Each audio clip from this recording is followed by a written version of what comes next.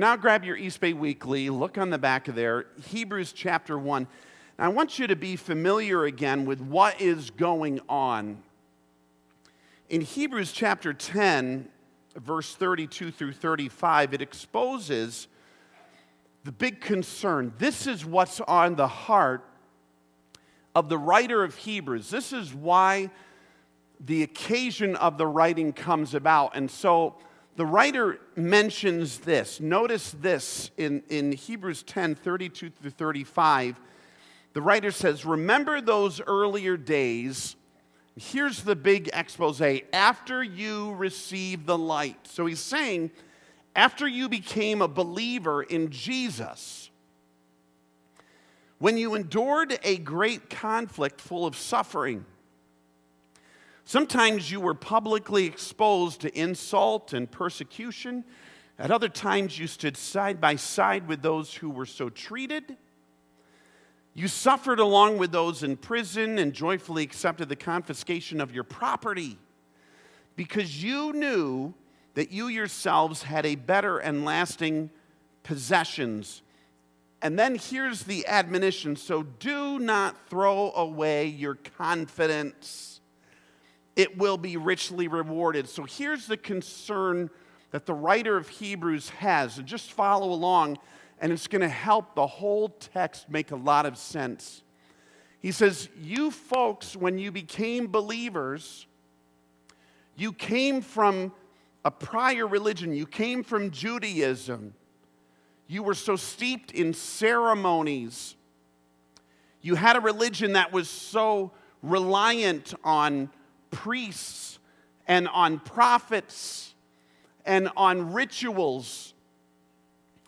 And he says, and then after you became a believer, you were confident in Jesus Christ, but then you went through trouble. And his concern was, when you went through difficulty, he did not want them to throw away their confidence in Jesus. Don't throw away your confidence. He did not want them to revert back to confidence in what it was before. So what was their confidence in before? What was he concerned about them going back to? And that's what the whole beginning of Hebrews is about. And that's what we're going to look at in chapter 1, verses 1 through 3 here this morning. Now, I want to give you, before we look at it, I want to give you a couple thoughts about Revelation, just to kind of wade into the shallow end of the pool.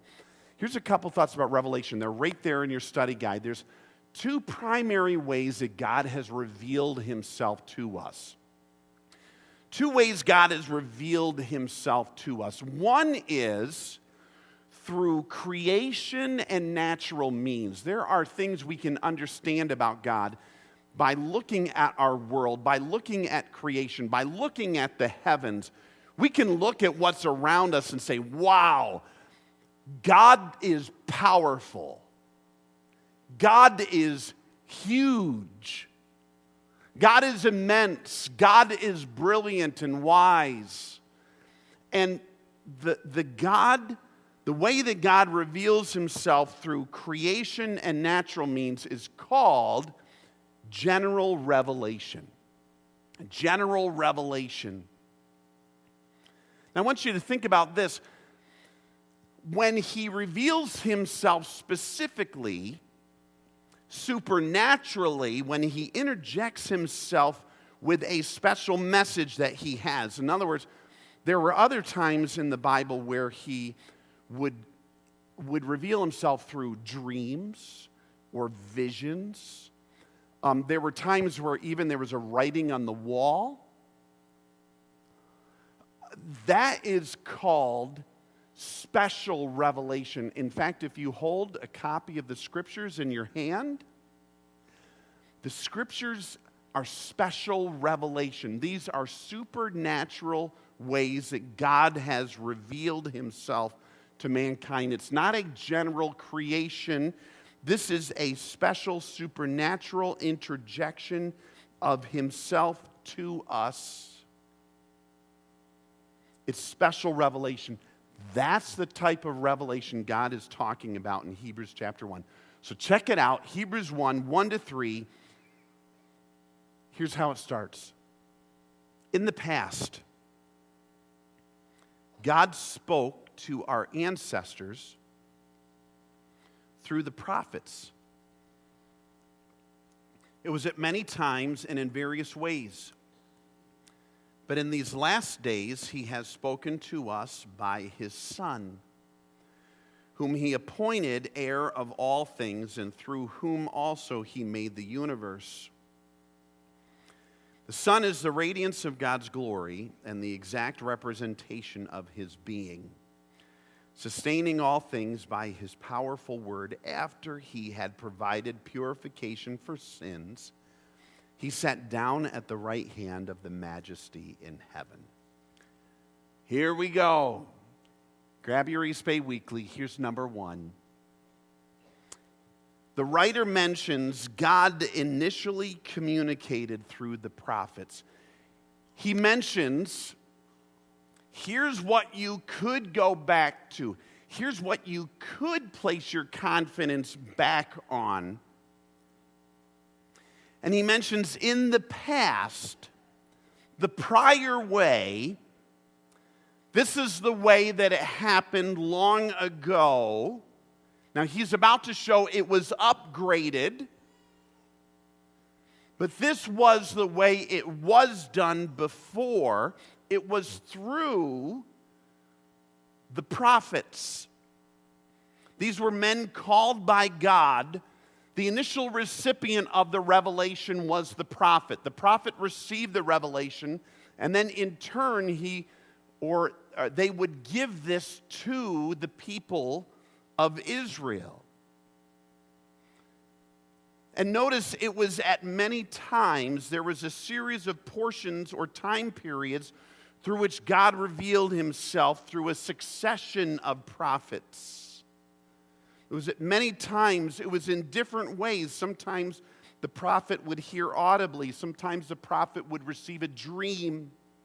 Sometimes the prophet would have a vision.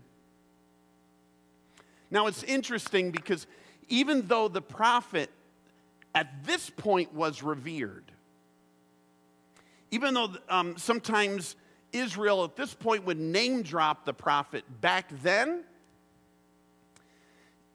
Israel didn't always listen to the prophet. In fact, many times, they would kill their prophets because they didn't want to hear the message. The prophet would come forward and say, "Thus saith the Lord. You need to start changing this." And then they would say, "You know what? We really don't like the message, so we're going to do away with you." And that really shouldn't surprise us a whole lot. How many of you have ever given a message to your children through another child? And, tell your child, "Hey, I want you to tell the other kids I want them to clean their room." How well does that go over? Now, Lisa and I have never experienced this with our children, but we've read books and understand that some of you may. And so we feel for you with that. Israel struggled with their prophets at times, but now that they're all deceased, they revered them and their writings.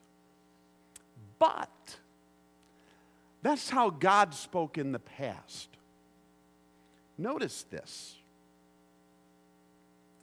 There's a big word here. In fact, there's 3 key words in the text. In verse 1, in the past, God spoke to our ancestors through. The word "through" is a key word. I have it circled in my Bible. He spoke through the prophets. The next key word is verse 2, the first word there, but. There's a change. There's a new way. And it's this way. It's the second thing we're going to talk about. God then communicated through Jesus. God then communicated in a new way. in a superior way. And that's what this but is setting up. In these last days, but in these last days, this word stands in contrast to the very first phrase, in the past. It becomes a loaded term, meaning there is a new era. There is something superior that's replacing the old. There's a new age, there's a new dispensation. The old is being upstaged with something so much greater, it's not even comparable. And since this is in some ways talking about a communication thing, the only thing I can mention is, some people can't even comprehend how communication has changed. Like, for instance, phones. This may blow some young people away, but phones didn't start with the iPhone 11. I don't know, how many of you remember a long ways ago? Probably the biggest time I dealt with phones when I was growing up was the phone that was mounted on the wall that had the cord. And the cord was probably about this long, and when you wanted to talk, you stood, and for us it was in the kitchen, right there, and you talked on the phone, and it really made for awkward dating relationships, but that was your spot. But I'm old enough, I even remember before that, there was the phone that sat on the desk with the rotary dial. Now, some of you still with me here? I see some heads nodded, and you're not just falling asleep. Some of you are with me. It goes back even farther. It even goes back before that. I mean, there's Morse code. I mean, there's smoke signals still used in some portions of Kingsley.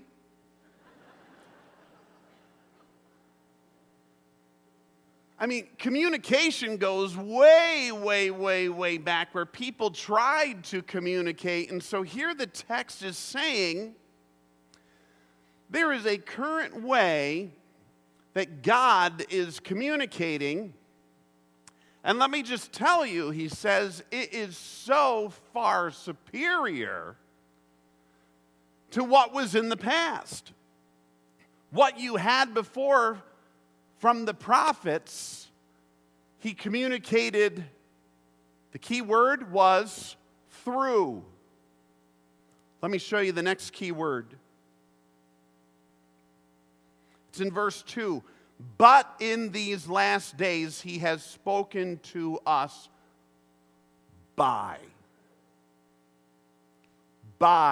his Son. It's not just through, he's spoken to us by his Son.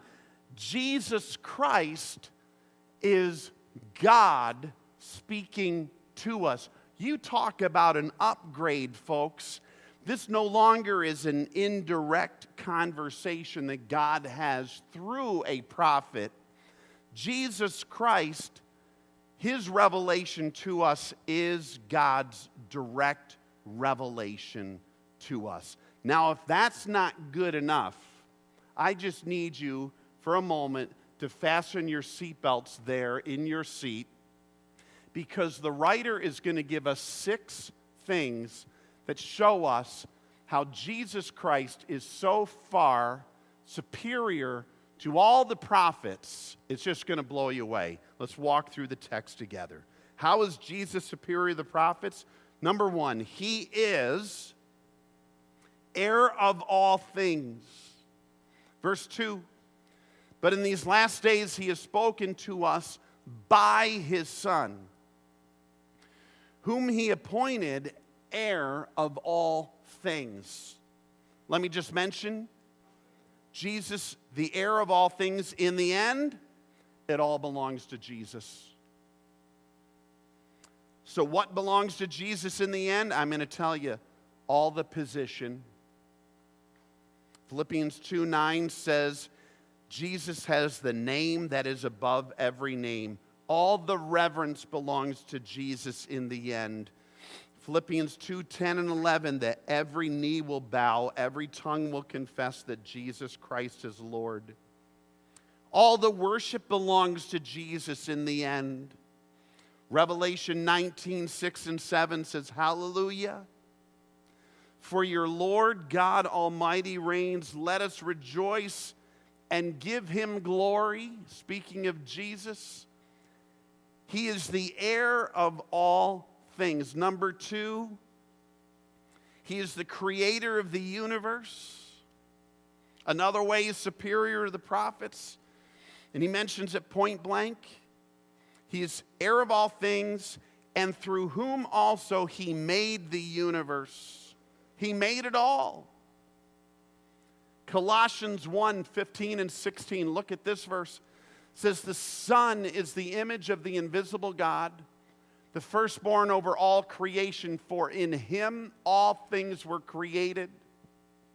Things in heaven and on earth, visible and invisible, whether thrones or powers, rulers or authorities, all things have been created through him and for him. So this is another way the writer says, you know what, if you're still wondering if the prophets are better than Jesus, number 1, Jesus in the end, he gets it all. Number 2, in the beginning, he made it all.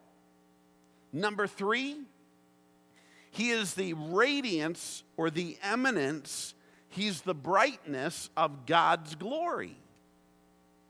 And the text mentions it in verse 3. The Son is the radiance of God's glory. He's the brightness of his glory. And it kind of refers to, if anyone's ever heard some of the Old Testament terminology, the Shekinah glory, what came from the Old Testament tabernacle, this brilliant light, this radiant light showing the residence of God. Jesus is to the Father what the rays of the sun are to the sun. And John 1:14 says, the Word became flesh and made his dwelling among us, and we have seen his glory. The glory of the one and only Son who came from the Father, full of grace and truth. And so here Jesus, in the end, he gets it all. In the beginning, he made it all.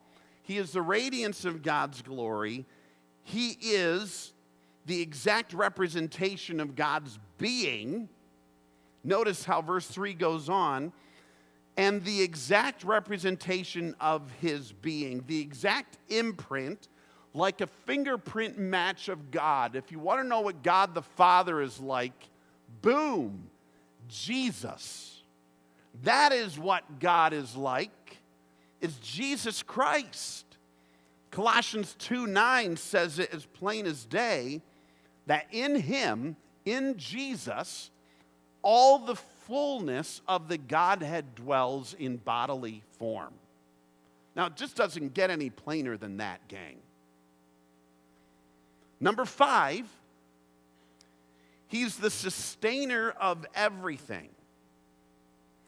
And so the text continues, sustains all things by his powerful word. The universe, you want to know how everything stays together?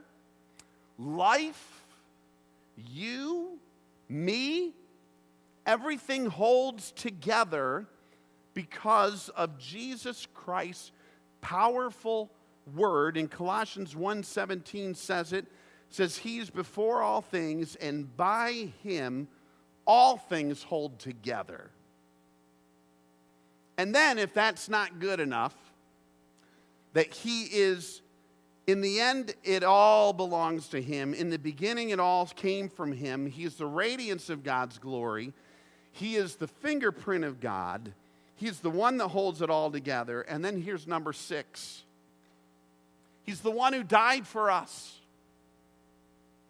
And it mentions at the very end, he says, after he provided purification for sins, he sat down at the right hand of the Majesty in heaven. He's the one who died for us.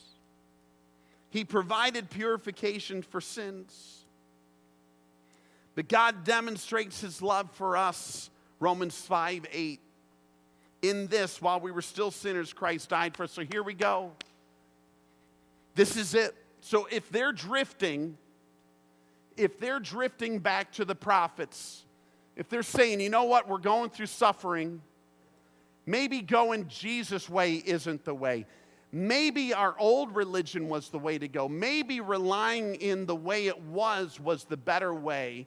Maybe this Jesus thing isn't the way. He says, whoa, snap out of that one quick. Jesus is so far superior. God didn't speak through him. He is God speaking. And if that's not enough, he says, he is the heir of all things. What prophet is the heir of all things? What prophet created the universe? What prophet is the radiance of God's glory? What prophet is the exact representation of God's being? I love this one. What prophet sustains the universe, huh? And here's the big one. And I could just see the writer of Hebrews, if they had a microphone back then, getting ready for the mic drop. And what prophet died for you, folks? And with that one, it's kind of like, boom, mic drop. What prophet died for you? Are you with me, people? Do you believe these same things about Jesus? I mean, isn't he worthy of all of our confidence today? Do you kind of sense what the writer is saying? Like, there's no reason to go back to what it was. I mean, Jesus is so far the upgrade.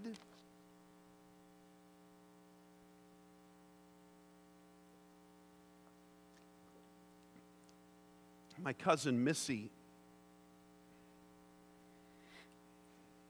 she just posted this past week online on Facebook. She says she has 3 birthdays.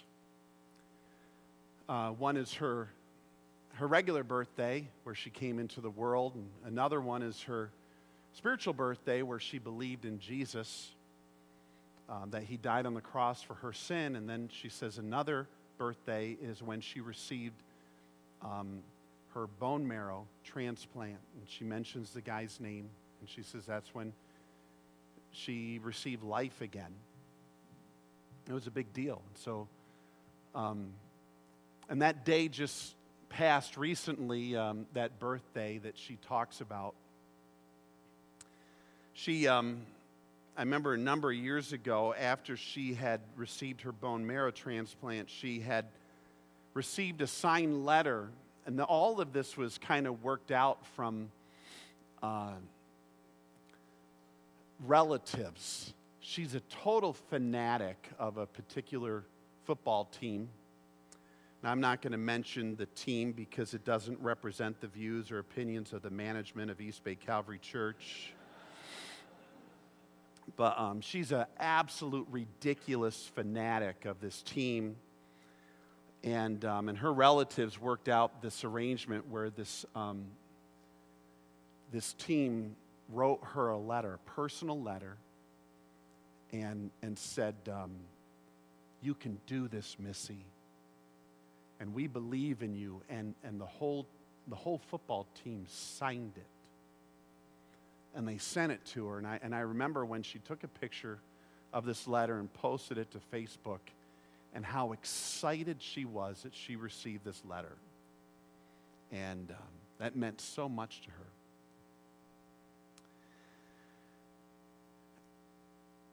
But then beyond that, because I watch football myself, you ever see these commercials where the players actually go into the hospital themselves? And they walk up to the bed. You see the eyes of the people in the bed light up when those players walk up to the bed personally and touch those people that are sick and that are hurting. It's a whole different deal. when they sit with Him, when they talk with Him, when they hug with Him. And that's the difference. He's saying, you know what? I sent revelation through other people. God did. And it was a big deal. Then he said, but then I came to you personally. I came to you personally in Jesus. That was me.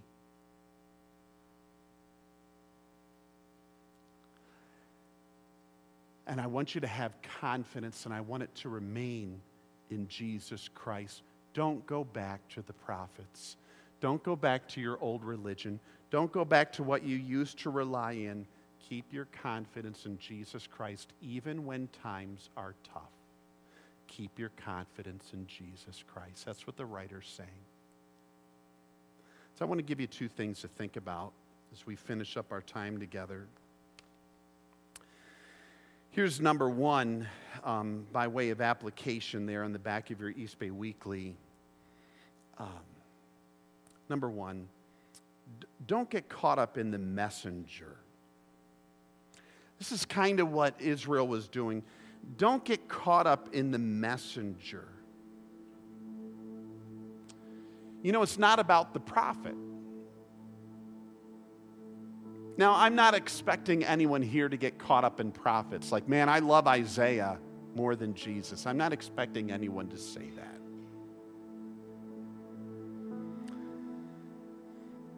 But we do live in a day when we get too caught up in names of pastors, theologians, teachers, authors.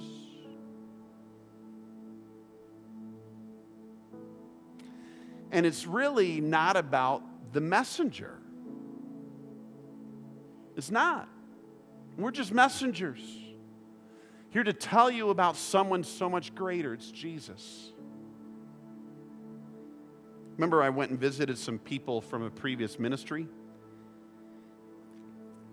They were a little too caught up in myself and my wife, and I remember I went there to visit them at their house, and we were sitting with them for a while, and they were just kind of goo-goo a little bit, and I thought, man, this is really weird. And they said, here, come over and see our fish. And so I went over to see their fish, and they said they had two fish in there. This one's Pastor Brian, and that one's Lisa. I thought, that's, I told a friend that recently, and they said, oh, were they sucker fish? I said, careful, they were piranha. Yeah. You know, the teacher, the evangelist, the TV personality, they're people.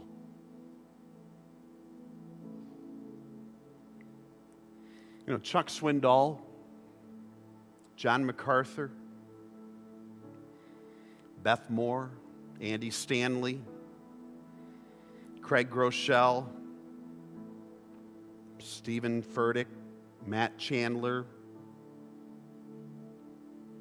Brian Conover, Sheldon Rice, Dallas Dix, Jonathan Mast. Doesn't mean we disrespect, because the Bible has things to say. But can we just be plain about things? Our reliance is in Jesus Christ. It's not about the messenger. And then here's number two. I mean, it's the obvious one. Keep your confidence in Jesus. Keep your confidence in Jesus. Now, when we talk about confidence, here's the word. Confidence means belief that one can rely on someone or something. Belief that one can rely on someone or something, a firm trust. It's that reliance. And it can always be in Jesus. And I love this because the text mentions when he had provided purifications for sin, He sat down at the right hand of the majesty in heaven. I like this. He did it, and he sat down. There's no more work to do. Like, done. Nothing left to accomplish. It's finished. And we can have confidence in him. It's all done.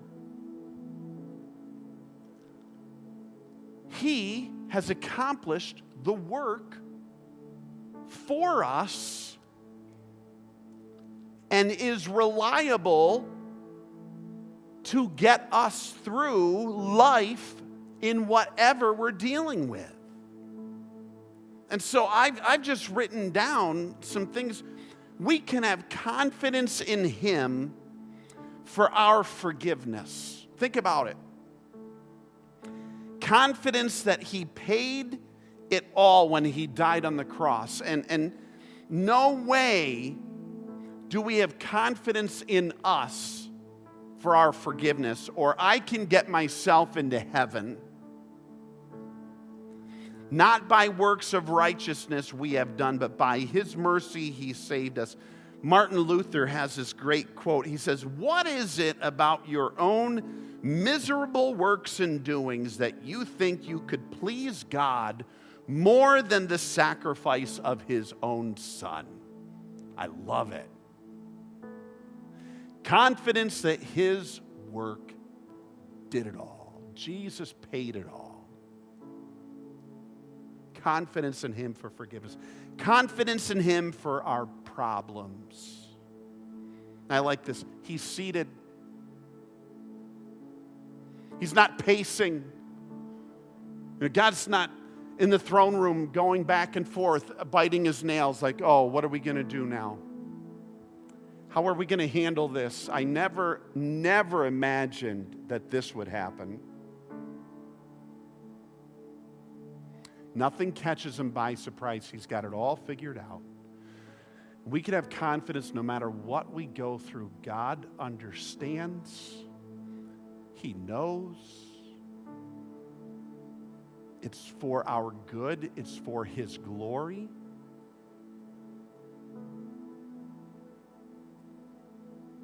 We can have confidence in him for our future. We don't have to manipulate. We don't have to go outside of his will to make things happen. His plans are right. We can trust him. And I don't know, fill in the blank, folks. You can have confidence in him for your fill in the blank. For your what? For your relationship, for your marriage, for your finances, for your health, for your children, for your addiction, for your employment. I've looked over our church prayer list the past few weeks. There's a lot of things on there, folks, so we need to have a confidence in our God for. Philippians 1:5 says, being confident of this very thing, that he who began a good work in you will carry it on to completion until the day of Jesus Christ. So I'm going to do something different here this morning. And in doing something different, that makes it a normal Sunday. You know, we're a family. We come together, we sing together, we give together, we serve together. We get sick together. We learn together. And today we're going to pray together. So would you just stand with me for a moment? What I would love for us to do, and it may be a little logistically more challenging for balcony people,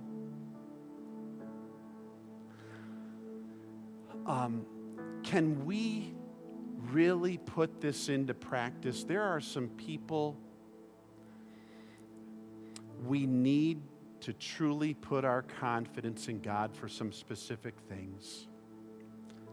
And I would love for us just to cluster into groups of 6 to 10. I know you may be a guest today, and you may be like, wow, this is a little weird. Okay, I understand. You don't have to do anything or say anything. Just realize we're all here for each other. Cluster into groups of 6 to 10. And some of you may be like, you know what, I need to have confidence in God for my kid or for my health. Some of you may want to share something in that little cluster group. Some of you just may want to smile and just be a support. And then if there's a prayer or 2 or 3, you just go ahead and just 2 or 3 quick prayers in your group that we really have confidence in God for what's going on in our lives. Just do that. We're just going to really 3 to 4 minutes, that's all. Cluster groups of 6 to 10, and then I'm going to pray at the end. Will we do that? Just really quick. Just cluster together. Just cluster together. Grab people right around you, would you? Just make it quick. Cluster together. Yeah. And Father, as we finish up our time, I pray, God, that we would truly lean. Our reliance would be on Jesus. May we trust in the Lord with all of our heart, not lean on our own understanding, but rather in Christ alone, not in religious figures or ceremonies, not just in people hoping they come through, but God, may Jesus receive the reliance that he is due. May he know that we really have assurance in him, that our hope is in him, in Christ alone.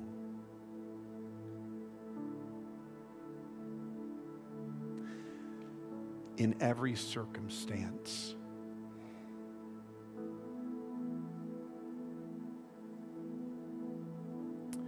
And all of East Bay Calvary said,